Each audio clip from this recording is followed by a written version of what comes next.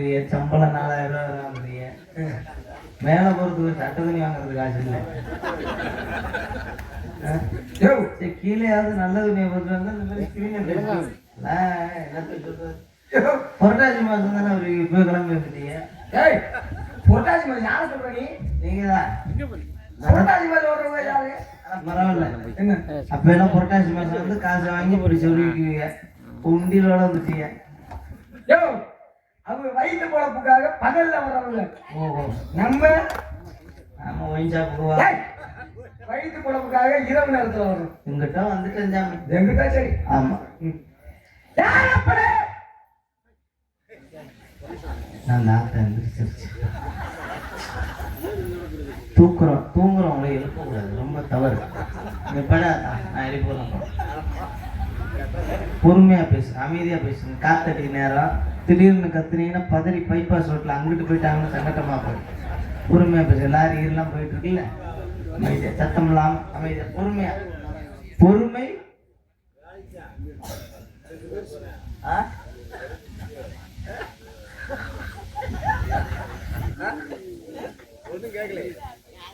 Mic of பண்ணி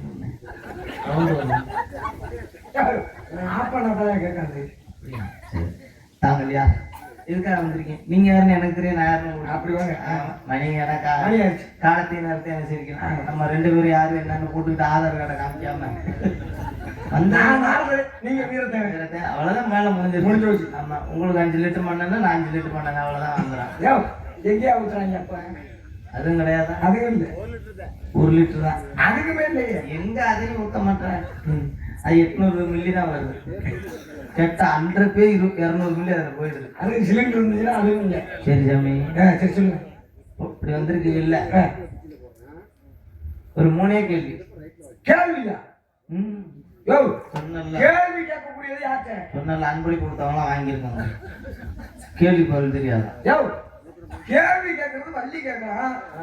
நீ இந்த கேள்வி கேட்கணும் ஆசைப்பட்டீங்கன்னாக்கா ஒரு ராஜாவாட்ட வேஷம் போட்டுக்குவா, இல்ல ஒரு வள்ளி வேஷம் போட்டுக்குவா. கிரீடத்தை கட்டிட்டு வர முடியும். ஒரு பப்பு வேஷம் போட்டுக்கிட்டு என்ன கேள்வி கேட்கணுங்கிற வர ஆளுக்கு அவரே பாவம் சம்போன்னு வரப்ப அவர் அம்புன்னு எடுத்துட்டு போயிடுறாங்க. இன்னைக்கு யாரும் போக மாட்டாங்கன்னு நினைக்கிறேன். யாரும் போக மாட்டாங்க. ஏன்னா எல்லாரும் இடத்த புத்தகம் எடுத்து வச்சிருக்காங்க. அங்கே யாரும் தூங்கவும் மாட்டாங்க. உங்கள்கிட்ட கேட்க போற 3 கேள்வி. என்ன கேள்வி? முதல் கேள்வி கேளுங்க. முதல் கேள்வி, 1 கோடி. 1 கோடியா? பதில் 1 கோடி.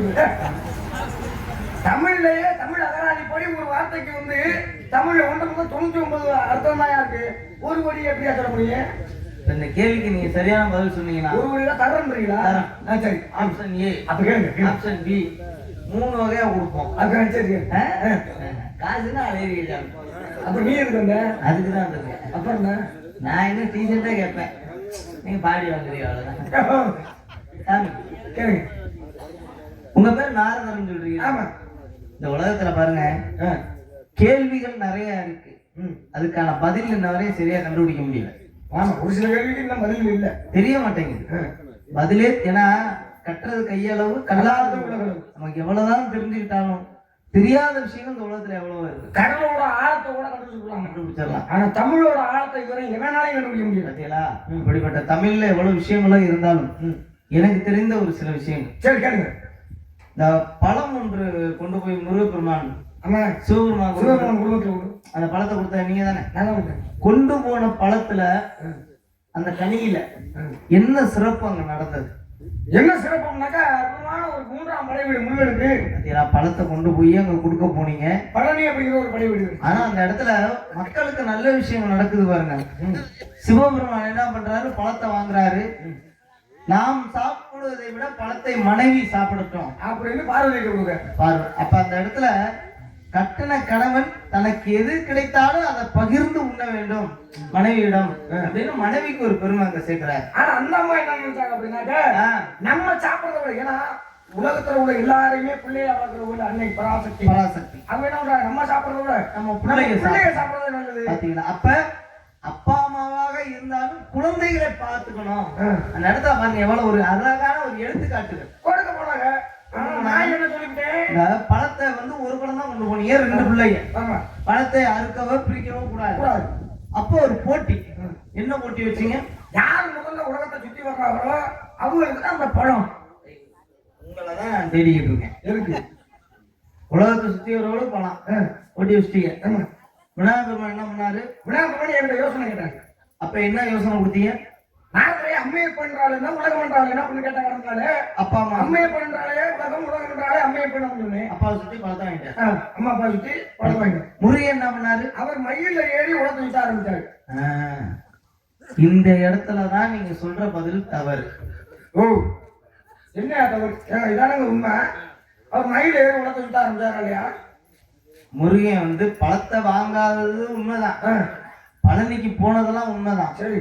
விநாயகர் பழத்தை வாங்கினதெல்லாம் உண்மைதான். சரி. இதுவரையும் தாங்க சொன்ன கதையே உண்மைதான். ஆனா மயில்ல ஏறி உலகத்தை சுத்தினாருன்னு சொன்னீங்க பாத்தீங்களா, அதுதான் அதான் உண்மை கிடையாது. நீ எப்படி மட்டும் பேச முடியும்? சொல்லட்டுமா? சரியான அவங்கள இப்ப சொல்ற நீ சொல்லிக்கீங்க. நான் வாங்குற சம்பளத்தை வாங்க தானே. அப்புறம் என்ன? அப்ப பதில நான் ஆனா ஏத்துக்கிற மாதிரி இருக்கணும். ஏத்துக்கிற மாதிரி தான் இருக்கும். நீ நீ சொல்றது சரியா இருந்துச்சுன்னா அவங்க கை தட்டுவாங்க. ஆமாமா. நான் சொன்னது சரி இருங்க, நான் சொன்னது சரி அப்படிங்கிறவங்க கை தட்டுங்களே. ஒரு உள்ளதாரு கத்த மாட்டாங்க. அவங்களே யோசிக்க ஆரம்பிச்சிட்டாங்க. நோக்கத்துல சொல்ல போறாங்க அப்படின்னு. சொல்லி ஒரு பறவை பறக்கணும்னா அதுக்கு என்ன தேவை? ரெக்க வேணும். இறக்கை ரெக்க நேரம் பறவை பறக்க. உலகத்தை மயில்ல முறையை சுத்தி வந்தாருன்னு நீங்க சொல்றீங்கல்ல. மயில் நிக்குது, முருகன் ஏறி உட்கார்றாரு. ரெண்டு பேரு காலை தொங்க போட்டு உட்கார்ந்து இருப்பாரு. அப்ப இந்த ரெக்க ரெண்டு அம்மிட்டு கிடக்கும்ல, அப்புறம் எப்படி மயில் உலகத்தை சுத்தி இருக்கும்? கைத்தட்டி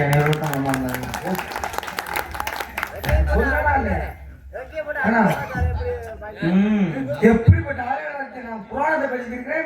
எதையோ புட்டுத்தனமா தெரிஞ்சிருக்கிறேன். அது கைத்தட்டியோ முருகனோட புகைப்படம் வந்திருக்கியா? இதுலயும் மாட்ட போறாரு. முருகனோட நான் நேரடியா நான் முருகனை பார்த்திருக்கேன். நீ என்ன எதுல பார்த்திருக்க? புகைப்படத்துல பார்த்திருக்க. ஏன் நான் தான் நேரடியா பார்த்திருக்கேன். எங்க பார்த்தேன்? ஒயின்ஷாப்ல சரக்குறாரு. அந்த முருகன் இல்லையா? அந்த முருகன் இல்ல, அந்த சிவபெருமானோட. ஆமா அவர் மகனை நான் பார்த்தேன். அவர் மயில உட்கார்ந்து இருப்பாரு. எங்க உட்கார்ந்து இருப்பாரு? எங்க? ரெக்கையில உட்கார்ந்து இருக்க மாட்டாரு. கழுத்துல தான் உட்கார்ந்து இருப்பாரு. கழுத்துல உட்கார்ந்து இருந்தோம்னா ரெக்கை சும்மா தானே இருக்கு. அப்புறம் அப்படிதான் அடிச்சு பாருங்க. இதுக்கு வைத்திர மாட்டியில உண்மையை சொன்னாங்க. வைத்திர மாட்டியில கேட்டு வாங்குறீங்க. அதுதான் எனக்கு வைத்திருச்சேன். சரி, நீ எதை சொல்றாது? முருகன் புகைப்படத்தை பார்த்திருக்கேங்கிறீங்கல்ல. முருகபெருமானுக்கு எத்தனை மயில்? முருகபெருமானுக்கு 3 மயில். 3 மயில் தானே? மாற்று கருத்துல. மாற்று கருத்துல புகைப்படத்திலையும் சரி கருவறைக்குள்ளேயும் சரி ஒரு மயிலோட தானே நிக்கிறாரு. மிச்சம் 2 மயில். யார் யார் மாமியார வச்சிருக்காங்களோ, யார் யார் அண்ணன் முன்னாடி வச்சிருக்காங்களோ அவங்க கண்ணுக்கு தெரியாது. பாத்திருக்கேன். 3 மயில் பின்னாடி அங்கிட்டு மேய்ஞ்சிக்கிட்டு இருந்துச்சு. இருக்கா? அப்ப புகைப்படத்துக்குள்ள மேய்றது தெரியாது. கருவறைக்குள்ள அந்த பகுதி மேல இருக்கும். நான் தான் பார்க்காம விட்டேன். இல்லாட்டி நீ மாமியார் வச்சிருக்கேன் இதெல்லாம் கட் பண்ணி விட்டுருங்க. முடிஞ்சதை உடைச்சிருங்க. இரண்டாவது கேள்வி. இது வந்து ரொம்ப முக்கியமான விஷயம். நீங்க புராணம் கூட படிச்சிருக்கலாம். மகாபாரதம். மகாபாரதத்துல பாருங்க, கர்ணன் அர்ஜுனன் போர் நடக்குது. கடைசியாக பாருங்க, அர்ஜுனனுடைய வில்லு அம்பு போது பாருங்க, இந்த அம்பு போய் நேரா கர்ணனுடைய நெஞ்சில குத்துது. கர்ணனுடைய உயிர் போகுது. நேரா அம்பு போய் குத்துனுச்சுல, இந்த அம்பு போன வேகம் என்ன? கேள்வி. அம்பு போன வேகம் எப்படி? எந்த வேகத்துல அம்பு போனுச்சு? இது கேள்வி. பதில் சொல்லணும். எல்லாத்துக்குமே பதில் இருக்கு. இதுக்கு பதில் இருக்கா? பதில் இருக்குல்ல. என்ன பதில்? நீங்க படிக்கலன்னு சொல்லுங்க. என்ன பதில்? அம்பு விடுறாரா, போய் நேரா போய் நெஞ்சில குத்துதா, குத்துச்சா அந்த வேகம் போதில்ல. அந்த அம்பு போன வேகத்தோட பேர் என்ன? என்ன வேகத்துல போனுச்சு? எவ்வளவு வேகத்துல போனுச்சு? அதே சொல்லுவோம். எந்த வேகத்துல போனுச்சு? 180 கிலோமீட்டர். அது பைக். ஸ்பீடா மீட்டர் வச்சா போது காந்தி பாம்பு அப்படி சொல்லக்கூடிய அம்பு. அந்த காண்டி பாம்பு தான் போனது. அந்த அம்பு போய் குத்துனுச்சுல, எந்த வேகத்துல எந்த வேகத்துல போய் குத்துனுச்சு அதுதான் எனக்கு சார். இப்ப இதுக்கு ஒரு பதில் ஒருத்தர் சொன்னார். ஒரு முட்டாள்கிட்ட இருப்பார் பார்த்தீங்களா, அந்த முட்டாள்கிட்ட செய்தி சொன்னோம்னா இந்த காதலை வாங்கி இந்த காதலை எவ்வளவு வேகத்துல விடுவாரோ அந்த வேகத்துல போய் குத்துனுச்சுன்னாரு. சரி சரி, பதில் தானே, அது ஒரு பதில் தான். ஆனா அந்த ஆள் சொன்னதே தப்பான பதில் தான். சரி, அப்ப நீ ஒரு பதில் வச்சிருக்க. சரி, எனக்கு தெரியல, நீங்க சொல்லியா? நீங்க சொல்லியா? பாத்தீங்களா, உங்களுக்கு ஒண்ணுமே தெரியல. அந்த அம்பு எந்த வேகத்துல போய் குத்துனுச்சுன்னா சரியா இருக்க. நாளைக்கு நான் சொல்றது சரியாதான் நீங்க சொல்லுவேன், நான் தப்பா எதுவுமே சொல்ல மாட்டேன். சொல்லியா? வைத்த வழி. நாளைக்கு போற மேடையில யாராவது கேட்டா கூட இந்த பதில எழுதி வச்சுக்கோங்க. டக்குன்னு இப்படி தெரியாதுன்னு சொல்லாது. அடி வாங்குறதுக்கா? அம்பு அர்ஜுனன் விடுறாரா? விடுறாரு. கர்ணன் நெஞ்சில போய் குத்துதா? குத்துது. எந்த வேகத்துல நம்ம போய் குத்துது? நேரா பாத்துங்க, சொயின்னு போய் குத்து.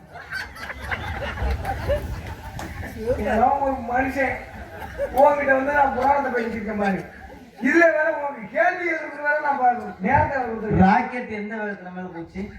சொல்றது போயிடுச்சு. அப்பத்திலாம் ராக்கெட் மட்டும் சொல்லுன்னு போல, அம்பு போய் சொயின்னு விட்ட கூடாதா? ராக்கெட் கொண்டா அம்பு கொண்டாங்க. அதுக்கு தான் சொல்லுவேன். அந்த கேள்விக்கும் மறுக்கு. ஏன்னா ஒரு பானை சோற்றுக்கு ஒரு சோறு பதம் அப்படிம்பாரு. பழமொழியும் தான் தப்பாதான் சொல்றேன். ஏங்க இதானங்க உண்மை. ஒரு பானை சோற்றுக்கு ஒரு சோறு பதம் அப்படிங்கிறதான பழமொழி. சொல்லு பார்ப்போம்.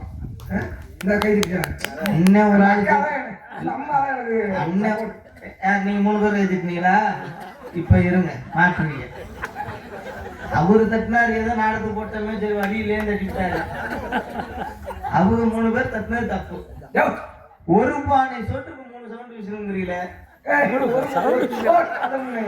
3 சவுண்ட் விசில். ஒரு பானை சோற்றுக்கு 3 சவுண்ட் விசில். அது எப்படி? குக்கர்ல ஆக்கினா தானே வரும். இப்ப உண்மைதானே? குக்கர்ல இருந்தா தானே 3 சவுண்ட் விசில். எப்படி?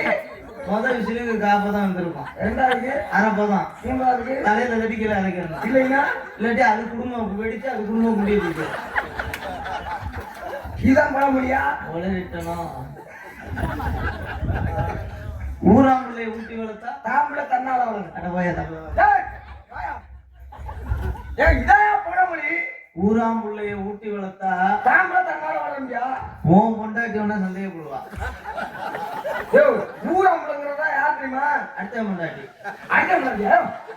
உனக்கே திருமணம் நடக்குதுன்னா உன் பொண்டாட்டி இருக்குல்ல, உன் பொண்டாட்டி யாரோட பிள்ளை? அது ஊராம்பிள்ளை. ஊராம்பிள்ளை தானே? ஆமா. அந்த பிள்ளைய நீ நல்லா ஊட்டி வளர்த்தாதான் அந்த புள்ள வயிற்றுக்குள்ள இருக்கிறது யாரோட பிள்ளை? அது தெரியல. அது என் பிள்ளை. உன் பிள்ளை தானே? உன் பொண்டாட்டியை நல்லா ஊட்டி வளர்த்தாதான் அது வயிற்றுக்குள்ள இருக்கிற உன் பிள்ளை நல்லா வளரும். அதுக்காக ஊராம்பிள்ளை ஊட்டி வளர்த்தா தாம்பளை நல்லா வளரும். ஒரு கேள்விக்கு மட்டும் பதில் சரியா சொல்லியிருக்கீங்க. ஆனா சொன்னியா மனைவி அமைவதெல்லாம் இறைவன் கொடுத்த வரும். உங்கள்கிட்ட நான் பேச விரும்பல. ஏயா நீங்க தப்பு தப்பா சொல்றீங்க, என்ன நல்லா படிச்சேன்னு நீங்க மறக்கடிக்கிறீங்க. மனைவி அமைவதெல்லாம் இறைவன் கொடுத்த வரம். மனைவி அமைவதெல்லாம் புரோக்கர் கொடுத்த வரம். உங்ககிட்ட வந்து இன்னும் பேசி கேட்க மாட்டேன். என்கிட்ட தான் நீங்க பேசி நிறைய விஷயம் கத்துக்கணும். நல்லா கத்துக்கலாம். ஊருக்கு வீட்டு அடிவாங்க. சரி, மதுரை கண்ணகிரி சாகல பாருங்க, 12 வயதில் திருமணமாகி கருப்பு கரசிங்கிற ஒரு பெயர் இந்த பெண்ணுக்கு. அப்படிப்பட்ட பெண்ணு, அதுவும் உங்க நாட்டுல பிறந்தது, சோழ நாட்டுல. சோழ நாட்டுல பிறந்த பெண். அதுலயும் பாருங்க, மதுரையை கண்ணகி எரிக்கிறாங்கன்னா முழுவதும் எரிக்கல. எங்கெல்லாம் தீமை இருக்குதோ அது மட்டும் தான் இருந்துச்சு. மதுரையை கண்ணகி எரிக்கணும், அதுதான் விதி. அதை மாற்ற முடியாது, அது ஒரு சாபம். இப்ப எனக்கு ஒரு விஷயம், தவறான தீர்ப்பினால் தன்னுடைய வீட்டுக்காரர் கணவரை பாருங்க இறந்து போயிட்டாங்க. அந்த காலத்துல எவ்வளவு நல்ல விஷயம் பாருங்க. தவறான ஒரு தீர்ப்பு வழங்கிய காரணத்தினா, அதாவது ஒரு வார்த்தை வெல்லும் ஒரு வார்த்தை கொள்ளும். கல்வனை கொண்டு வா கொண்டு வா அப்படின்னு அவருக்கு அந்த காதுல கேட்டது கொன்று வா ஒரே வார்த்தை பிழை மாறிடுச்சு பத்தியா. ஆனா தப்பான ஒரு தீர்ப்பை நம்ம வழங்கிட்டோம்னு சொல்லி அரியாசனத்திலேயே நெடுஞ்செழியன் பாண்டியன் செத்தார்.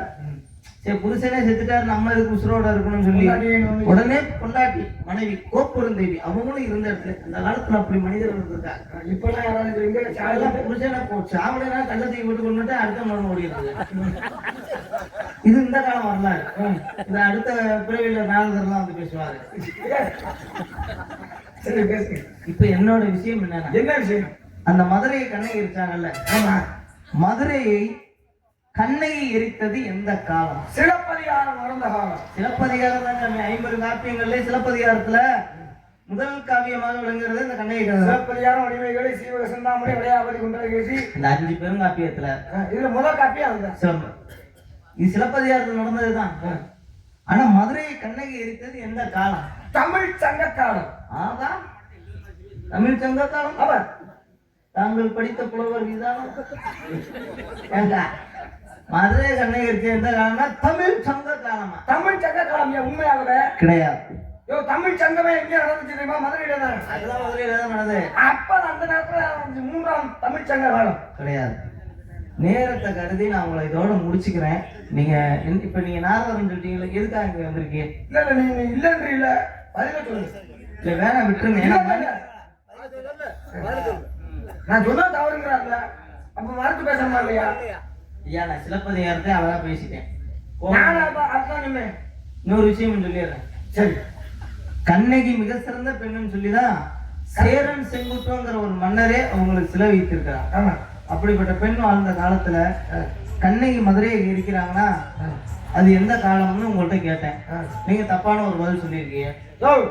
மறுபடியும் தப்புங்கிற தவறுதான் சாமி. சரி தவறுங்கிறீங்க, எனக்கு தெரியல. அப்படி சொல்லுங்க. எனக்கு தெரியல, நீ சொல்லியா? இவ்வளவு நேரம் நீங்க தெரியலங்கிறதுக்கு எல்லா பதிலும் நான் சொன்னல. இந்த வாட்டியும் நீங்க தெரியலன்னு சொல்லியிருக்கீங்க. சரி நான் பதில் சொல்றேன். நான் தெரியல சொல்லி நான் சொன்னா போதெல்லாம் தவறு. ஒரு இது வைக்கணும். என்ன வைக்கணும்? போட்டி.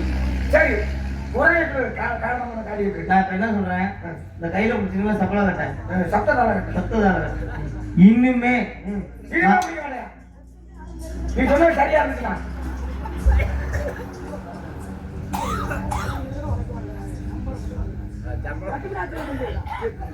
சரி முடிச்சிடுறேன். மதுரை இந்த மதுரையை கண்ணகி எரித்த எந்த காலம் என்றால் எந்த காலம்? தீயணைப்பு வண்டி இல்லாத காலம். வண்டி நான் கூட நமக்கு தெரியாத ஒரு விஷயத்த புதுசா படிச்சுப்பாரு உங்களுக்கு தெரியாத விஷயம் தான். இதுக்கப்புறம் இதுக்கு மேல நான் பேச கிளம்பு. நான் பேசுறேன்னாக்கா அப்புறம் நம்ம என்ன ஆகுது? அவுட் ஆயிடுவீங்க. சரி அது அடுத்து என் தங்கை வள்ளி. தங்கச்சி வரணுமா இல்ல? 2 பேருமே சேர்த்துருவா. பாருங்க போங்க கிளம்பு. 150 ரூபாய்க்கு முடிஞ்சிருச்சு.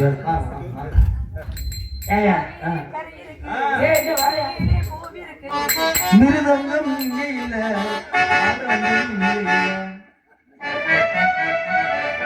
காவேரி கரை இருக்கு, காவேரி கரை இருக்கு, கடலிலே பூ இருக்கு, பூக்கோலை பெண் இருக்கு, பொறுத்து கொண்டால் மனம் இருக்கு, பஞ்சவர்ண கிளி இருக்கு, படுத்து வந்த பழம் இருக்கு, நெஞ்சிலே நீர் இருக்கு, ஏங்கி வந்தால் உறவு இருக்கு, காவேரி கரை இருக்கு.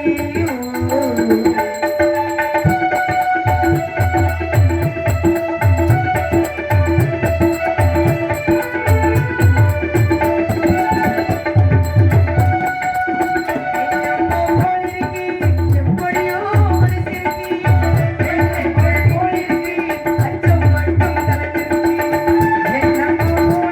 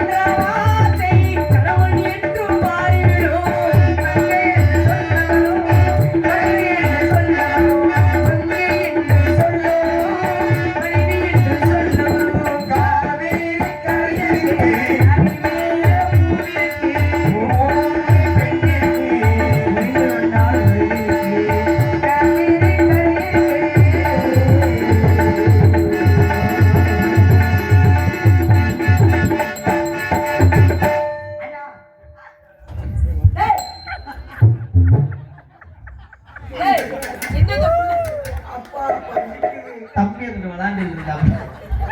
அப்பா பலிக்குதுப்பா. அப்படியே போய் டீ வாங்கிவாங்க.